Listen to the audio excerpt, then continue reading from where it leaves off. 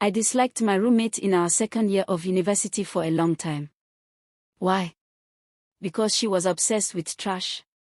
The only things you'd find in our room's trash bin were really used nylons that could no longer be washed for reuse, snacks nylons, and any other form of trash that had absolutely no chance of being recycled. She was always digging up plastics and nylons to wash and keep. One evening after I ordered for a smoothie and had finished consuming it, I threw its cup in the trash only to have my roommate sprint across the room to take it out. I tried to wrestle it from her, but her grip was way too strong. So I gave up and let her just do her thing as usual. She washed it before adding it to her ever-growing pile of junk reusables. She wasn't even using them. Now this wasn't some save the climate habit. She was obsessed with trash. She'd come back from lectures hauling garbage bags filled with plastics and nylons she found on campus. Then she'd sort them out before adding them to her pile. I once asked her if she wanted to sell them to earn some cash, but she only smiled before shaking her head in the negative. Every weekend she would hire a cab, take out everything she piled up for that week into the cab, and take off to God knew where. She was a really quiet person too. Hardly spoke more than 10 sentences to me in a day. I had met her parents twice and by all indications, they didn't appear poor.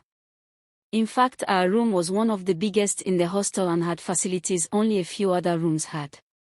She wasn't poor. She didn't intend on selling them either. So what in world was wrong with her? It would be crazy to think she took them out to dump them somewhere after going through so much stress to clean them up. Then one day, everything was gone.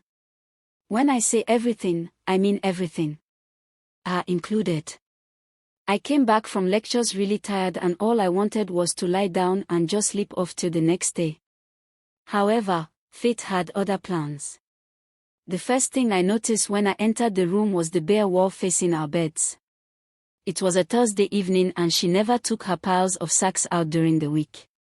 Then I noticed the way her study table looked bare. Taking a really good look at the room, I realized her bed had no sheet on it, neither did her pillow. Rushing over to her wardrobe, I opened it to see it completely empty. Her clothes and foodstuff gone. I walked into the kitchen to find a similar situation. Her camp gas and utensils were gone too.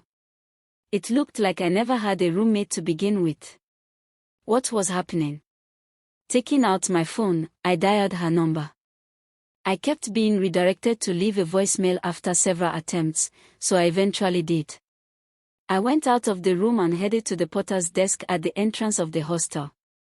I asked her if she had seen my roommate leave the building, and she said yes. The porter informed me that her mother came to pick her up along with her things. She had inquired as to why my roommate was moving out, but the only response she got from both mother and daughter were smiles before they exited the building. I was relieved a little bit because at least I knew she wasn't abducted or anything. But at least she could have informed me beforehand of her departure. We were roommates for crying out loud. Wasn't that supposed to make us friends? Well, technically speaking, we weren't exactly friends. But how was that my fault? She always shut down whenever I tried to make an attempt at a conversation, so I gave up on building friendship with her. I trudged back to the room and forgot all about my beauty sleep. I couldn't shake the feeling that something was off. Seriously off. I didn't have her parents' numbers and she never brought any friends to the hostel either. I eventually fell asleep with a troubled mind. I missed her. I missed her junk. I missed her quiet presence. I didn't want to admit it initially, but I eventually did. Watch out for part 2.